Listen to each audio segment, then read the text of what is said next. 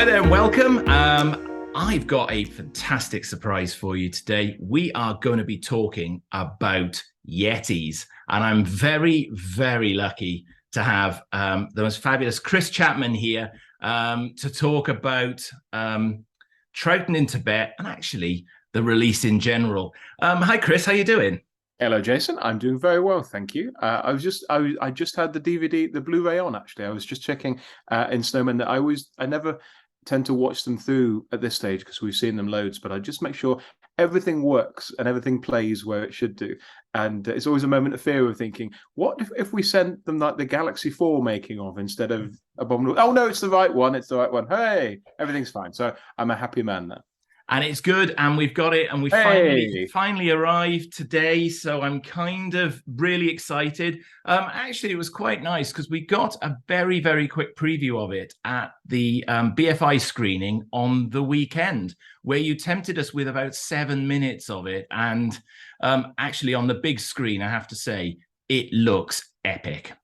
oh, well, thank you very much. No, it's always nice to get to see it in a cinema. Yeah, it's a lovely thing about those BFI events. That suddenly you're getting to see your work back with an audience, so people kind of go woo or ha ha ha in the right places, and it's always a big thrill. I mean, the big thing about that event, of course, was Gary Russell's animation being premiered. So you had 6 episodes of that, and then a little sneaky peek of our doc at the end. But we're very happy to be bedfellows on that day. And I have to say, before we go on and talk about Troughton in Tibet, which we will do, the animation, I personally think, is probably one of the best yet. And the story just comes to life, doesn't it? Yeah, I think Snowmen's an interesting one because I feel like the soundtrack over the years hasn't been listened to maybe as much as some other stories like Evil of the Daleks or Power of the Daleks. And it's one of those stories that we think we know quite well because we've all seen episode 2, but we haven't necessarily really lived with the story and got to know it. So I think the lovely thing about Gary's animation is that suddenly you're kind of unmasking this whole thing. You're exhuming this story, and I found it surprising in all sorts of ways. I think things I'd forgotten, like how strong Victoria is in that story, how we think of her as a screamer, I think, and actually in Snowmen she's smart and funny, and and she gets annoyed with people and she plays tricks on people. There's a lovely scene when she tricks Tonmi into thinking that she's been poisoned, and then she hasn't, and Debbie Watling kind of deadpans it as she locks Tonmi in. And I thought Gary really captured that in the edit that he cuts to Debbie just at the last moment to show that she's tricked him, and that really got a laugh at the BFI. And I thought that's so lovely because we would never really talk about that scene after just the audio coming out. But I feel like when you can recreate the story, it gives us access as a conversation about these things. And I think it's a story where some people have been mean and said, like, it drags on a bit or whatever, or where's the music in it. But I think there's a genuine drip slowly building atmosphere about Snowmen where you're there with the monks and the chanting and the wind outside on the mountains and that kind of awful rasping voice of Padmasambhava, and you're building up through the episodes to that huge, really for Doctor Who, quite an epic confrontation between the Doctor and the Great Intelligence. And so I love that build, and I think Gary has had some fun with those bits and embellished them a bit, and you get a lovely flying Padmasambhava at the end and all that. And I think that's all in keeping with how it must have felt to see that story ratchet up over 6 episodes. And I think it's got some beautiful dialogue. It is such a slow build to it, and the dialogue is just amazing, isn't it? And it's written so well, and I think they really, I think the two guys really knew how to write a real sort of Troughton story, particularly one that's got the menace in it that this one has got. Yeah. I think Haseman and Lincoln really nailed that trio of TARDIS regulars, and the banter. Particularly Jamie is often the butt of the jokes, and Victoria is required to be the big sister to Jamie, but very fond of the Doctor, and the Doctor gets to be mad and funny, and Pat famously improvised they came to get their ball back and all that, and lines about I'm going to bung a rocket it and all that. It's vintage for the TARDIS crew. It really is, and in a way, I think we've been missing out on that. So it's lovely to have them in full form. You can tell that they're enjoying being on location, that they're enjoying working with the team on the show in the studio. So I think it's great for them. And of course, we've got this fantastic feature that you've produced to go alongside this release, and I hadn't quite realised quite how beautiful the countryside in Snowdonia. I should do, being Welsh, but I'd not quite realised how beautiful it was. And I think the way that you've set about with the cinematography in this one really brings the environment there to life, and it adds a real depth, I think, to the story that you then unfold and tell of the making of Abominable Snowmen. Oh, thank you. Yeah, and no, I mean it's a gift really of a location, and as soon as Russell Minton, our boss, said that Snowmen was on the table, I was very quickly saying I really want to go on location. I really want to go back. I always love going on location anyway, but this is arguably like Doctor Who's biggest location, certainly at that point in the series. Certainly their biggest, most ambitious location shoot. And I'd gone to university in North Wales. I went to uni in Bangor. Hey, Bangor. And Mount Snowdon had been on my doorstep, that you could almost walk out of you can walk out of the halls in Bangor and you can see the snow-capped mountains. And so this vision was always there, despite the fact that I was a lazy student without a car, and we never actually bothered to go and climb Mount Snowdon. I didn't do that until after I graduated. But it felt lovely to go back. Like, North Wales is a beautiful place. And we had to get permission from the National Trust, and then permission from the RAF to be able to fly the drones, because they fly jets over Snowdon. And it was very tricky, and not a guarantee that we'd be able to go and film there.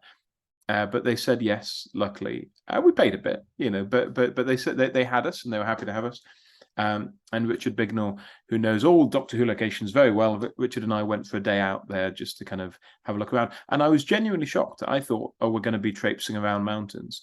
And what blew me away was that the location crew at the time in the 60s very sensibly picked a single road, a single accessible road that's not up the mountain. It's just kind of in one of the passes in one of the valleys up there. And you can park up on that road, and everything in the story is visible to you. So if you look up, you'll see the cave. If you look to your left, you'll see the cliff top where Travers's camp was. If you turn around, then you see where the TARDIS landed. And it's all there, which is equally a gift for us when we want to come and film it, because suddenly we're not having to do big unit shifts. But it made me think, I said this at the BFI, that we kind of wang on about Aldbourne as a Doctor Who location, and Aldbourne's amazing, but I feel like Snowdon, the Snowmen location, should be exalted up there with Devil's End as a Doctor Who place of pilgrimage. That we should be going up. There's some good pubs up there as well, and I hope if anything, people watching the doc might think, oh, I quite fancy a trip to Snowdonia. And I think it will. I think it will end up having that effect, because I think you're quite right. It's one of those locations. It's probably a little bit because of where it is, but it is one of those locations that I think has got such a stunning beauty. I'll tell you the thing that struck me as well was that how simple the settings actually are. So the TARDIS is literally on almost like a ledge, and the bit where Travers's camp is literally just a tiny ledge. But the way it was all shot originally just gives it a real epic scale. Would you agree? Yeah, no, I think it's very clever shooting. And even things like the cave, that it's not a cave at all. It's just a little slit that they think, well, if we come around this angle, you'd never know that it wasn't a genuine cave. I think it's got some beautiful location filming. And I think it was then very lovely for us, because each of those spots feel, even though it's a missing story, a largely missing story, those spots felt quite iconic. I think because it's one of the most beautifully photographed of Doctor Who stories, isn't it? We've had all these photos over the years of snowmen on location. And so I think it felt very iconic to go back to those spots. And we were lucky we had a drone operator called Jack Johnston, who I've worked with a couple of times, and Jack's very talented and has a beautiful drone, as you can see, and so he can fly it up there. It was a slightly windy day, so he did a very good job to keep it steady. But But no, it was an absolute pleasure to be able to film in a place like that, really. And the drone didn't hit any jets or anything like that, so we got away with it. Well, that's got to be a positive. And of course, you got to take Toby and Fraser on location. And I don't know about you. Obviously, you filmed it, so you know about it. But I mean, the hairs on the back of my hand just crept up a little bit when you've got Toby and Fraser walking around and they see the TARDIS for the very first time. And I think there's something quite iconic about having that TARDIS on location with you. Yeah, that was a funny one actually, because weirdly, this seems so obvious now that you would take the TARDIS there. I think I only decided to take the TARDIS when Richard and I went on location for that recce. And before that, I thought, well, I'll just take the cast back, as many as I can. And then when we went on the recce and we were looking at the photos and saying, oh, that's where the TARDIS was, I was just saying, well, wouldn't it be lovely to have one now? Because you get scale for the whole valley, and suddenly, and without that, everything is just a sea of green. So to put this blue box in the middle of it kind of makes it. And that seems really obvious that you would think that. But until that moment, I was like, oh, shit. And that was only about 3 weeks before the shoot. And I looked around, and I know many people will point out, it's not a kind of perfectly accurate TARDIS of that era. I honestly don't give a shit about that kind of thing. I'm not kind of. I love Clayton Hickman, but I'm not bothered about the size of windows. I think as long as it feels right, then it is right in that kind of situation. And it was the best TARDIS we could find that was available, and came a chap called Rob Spearman, who lives down in the Isle of Wight. So amazingly, they drove the day before. From literally, they got on the ferry and they drove from the Isle of Wight to Snowdonia to put that TARDIS there, and they assembled it on the morning of the shoot, and it really made it. And I was so glad that we had it, because then you suddenly want to get it, even when Toby and Fraser are wandering off, you want to have it just in the background and keep it as a presence there. And it attracted a lot of attention on the day. We had tourists stopping and asking if they could have their photo taken with it. We had a large group of bikers who came and took photos, and then basically we got papped by these bikers, and it ended up online, and people managed to identify me from these photos. And then some bugger was saying, oh, but the light on the TARDIS isn't right, and all that, even on the papped photos. So you can't win. But no, it was lovely to have that on location, and I was so glad. And genuinely, that moment when Fraser sees it, I know you might think, oh no, I bet he knew, but we kept it a complete secret from Fraser. And I'd realised that on the location, as you can see from it, the TARDIS was placed behind a little bow of a hill on that mountainside. So we kept Fraser down the other end, knowing that he would only see it as he walked past this hill, and it would be revealed. So that's a genuine moment that Fraser had no inkling about. And I think you can tell. I think it's different when, you even for an actor, I think you can tell that Fraser is surprised and delighted, as JNT would say. And so we kept that moment real. And then you go back and you shoot all the extra bits, but you've got the bubble of reality of the actual close-up on Fraser and his reaction. What he says is genuine. And I didn't know he was then going to run to the TARDIS. He just decided to run to the TARDIS, say like, okay, well, this is great, I'll run after you, and you go from there. And you could tell, and actually that you're right, you could tell really, really honest reaction from him. And I love the way he ran up to the TARDIS. It just evokes just memories of it, really, doesn't it? And I think the way that you were able to, I think, weave in the cine footage, I think, was extremely well done as well. Yeah, that's beautiful stuff, isn't it? Yeah, that was amazingly, I think, because they realized at the time this was going to be a big deal. This was going to be a big story. And so Fraser took his cine film camera on location, and Gerald Blake took his cine camera on location. It is Gerald Blake, isn't it? I'm not going mad. It is Gerald Blake. Yes. Cut this bit out. But, yeah, the fact that they both took their cine cameras on location shows that they knew it was going to be a big deal. Like, Fraser didn't do that when he went and filmed on the beach for Enemy of the World or something. They knew it was going to be a jolly. They knew it was going to be fun, and it was going to be beautiful. So amazingly, that footage was available to us, and the fact that Fraser had filmed all this little stuff, like him actually driving and kind of meeting Patrick and arriving at the hotel, so you can tell the story step by step, is just so insane. The other one I really want to do like this is The Smugglers, and I think quite a bit of 8mm footage survives of the smugglers on location. And again, it's so helpful to bring it to life. It is. And it helps, I think, to tell a story as well, doesn't it? Because, you know, it leads into, you could tell it was like a holiday for them. You're quite right, almost like a Jolly Boys outing, as they call it. And it's, you know, you've got all of the gang out on location, and there's that wonderful story about Debs and going dancing. And you know, those are the kind of stories I don't think you're going to get if you just do a straightforward remake of something. Yeah, and it was lovely to have Deb involved still. I mean, it's so sad that she was very young when we forget how young Deb was when she died. But I really wanted that was some footage that Ed Stradling had shot with her a few years before she died, and I really wanted those people to have a presence. You know, not only her but her dad. You know, having Jack Watling in there, and I reached out to Giles Watling, to Debbie's brother, Jack's son, who's now an MP. He's a Tory MP. Boo! No, he's a nice man. He's a nice man, and he used to be in Dread, I think, didn't he? And so so I thought if we're going to make a tribute to how wonderful and beautiful Debbie was, and what a lovely man Jack was, then it felt right to have Giles in the mix. And I think it's a very special thing for him that they got to be in this together.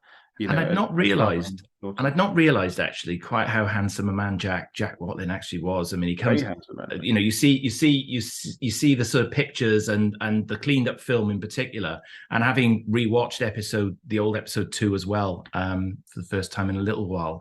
I think, you know, he's got a very, very strong screen presence there, but you can tell there's just a little spark between him and Debs, isn't there, on screen? You can really see it coming across.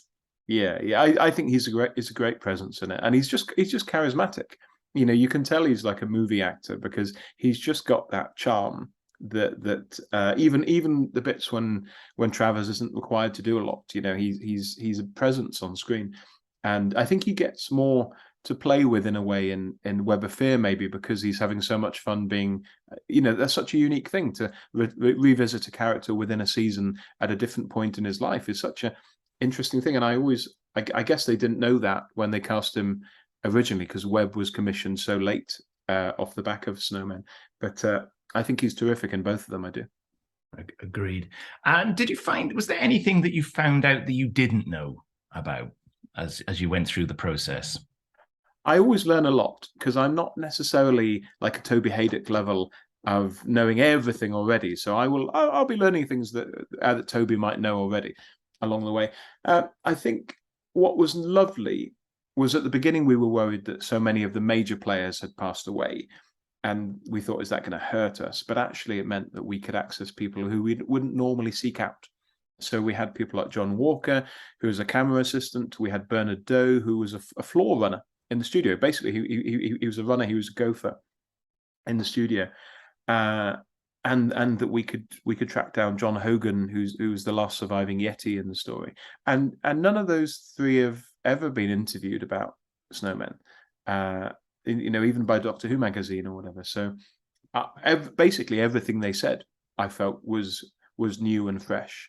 And hearing kind of Bernard talk about how terrifying Wolf Morris was in the studio, in the canteen, in between shoots, being intimidated by this guy, I thought was just really fresh and interesting. And we loved filming with John Hogan because we genuinely we really struggled to find him, and I ended up. I think Richard Bignell found a few different John C. Hogans in London, and I phoned this guy, not knowing if it was the real John Hogan, and said, "Were you in Doctor Who?" And of course, you can't say, "Were you in Doctor Who playing a Yeti?" You have to leave the door open so they can see it. "Were you in Doctor Who?" He's like, "Oh yes, I was a Yeti." And like, "Aha! You are John Hogan. Thank you very much. That's amazing." And so that was lovely to just get literally an insider's view on being a Yeti. You know, he was inside the teddy bear, and we very sadly, as I said at the BFI, literally that morning before the screening, I'd found out of John's passing, that he'd lamented being the last of the Yeti, and so it was very sad.